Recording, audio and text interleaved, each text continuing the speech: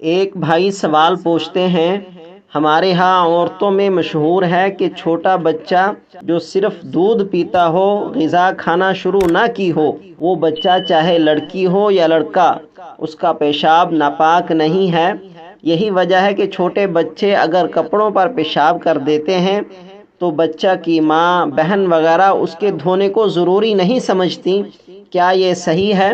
اسی طرح لڑکا اور لڑکی کے پیشاب کے پاک اور ناپاک ہونے میں کوئی فرق ہے یا نہیں؟ اس کا جواب یہ ہے، یہ خیال بالکل غلط ہے کہ دودھ پیتا بچہ چاہے لڑکا ہو یا لڑکی، دونوں کا پیشاب ناپاک ہے، اور فقہاء نے اس کو نجاست غلیظہ میں شمار کیا ہے۔ لہٰذا اگر بچہ کپڑے پر پیشاب کر دے تو اس کا دھونا ضروری ہے۔ اگر بدن پر لگ گیا ہو تو بدن پاک کرنا بھی ضروری ہے۔ اگر کپڑا اور بدن پاک کیے بغیر نماز پڑھی جائے گی تو نماز صحیح نہیں ہوگی، لوٹانا ضروری ہوگا۔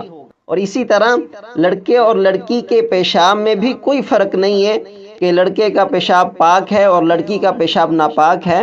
اس میں کوئی فرق نہیں ہے، چاہے وہ لڑکا اور لڑکی چھوٹا ہو یا بڑا، دونوں کا پیشاب ہر صورت میں ناپاک ہے اور نجاست غلیظہ ہے۔ اور نجاست غلیظہ کا حکم یہ ہے کہ اگر 5 روپے کے سکے سے زیادہ لگ جائے تو اس کو دھونا ضروری ہے۔ اس کو دھوئے بغیر نماز پڑھنا جائز نہیں ہے، اس کی نماز صحیح نہیں ہوگی۔ ایک صاحب سوال پوچھتے ہیں، نجاست غلیظہ کی کتنی مقدار معاف ہے اور معافی کا مطلب کیا ہے، اور معاف ہونے کا مطلب کیا ہے؟ اس کا جواب یہ ہے کہ وہ نجاست غلیظہ جو بہنے والی ہو وہ ہتھیلی کے گڑھے کے برابر یا 5 روپے کے سکے کے برابر معاف ہے۔ لہٰذا نجاست غلیظہ کی مقدار اگر ہتھیلی کے گڑھے سے کم ہے، یعنی 5 روپے کے سکے سے کم ہے یا برابر ہے، پھر تو معاف ہے، اس کو قلیل نجاست غلیظہ سمجھا جائے گا۔ اگر 5 روپے کے سکے سے زیادہ ہے، ہتھیلی کے گڑھے سے زیادہ ہے، تو اس کو کثیر نجاست غلیظہ سمجھا جائے گا۔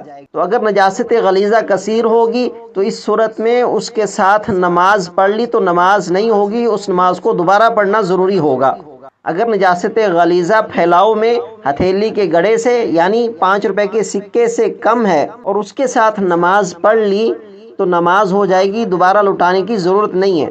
اور معافی کا مطلب یہ ہے کہ اس کے ساتھ نماز پڑھ لی اور بعد میں اس تھوڑی نجاست کا علم ہوا تو نماز کے اعادہ کی ضرورت نہیں۔ یہ جماعت کے ساتھ نماز پڑھ رہا ہے اور نماز کے دوران اس نجاست کا علم ہوا اور نماز توڑنے میں جماعت فوت ہونے کا خوف ہو تو نماز نہ توڑے۔ یعنی یہ خوف ہے کہ اگر میں نے نماز توڑ دی اور نجاست کو دھونے کے لیے چلا گیا تو جماعت نکل جائے گی، اگر یہ خوف ہو تو پھر نماز نہ توڑے، اسی کے ساتھ نماز پڑھ لے۔ اور اگر جماعت فوت ہونے کا خوف نہ ہو یا پھر تنہا نماز پڑھ رہا ہو اور قضا ہونے کا اندیشہ نہ ہو تو افضل یہ ہے کہ نماز توڑ دے اور نجاست زائل کر کے نماز پڑھے۔ قضا ہونے کا اندیشہ ہو تو نماز نہ توڑے۔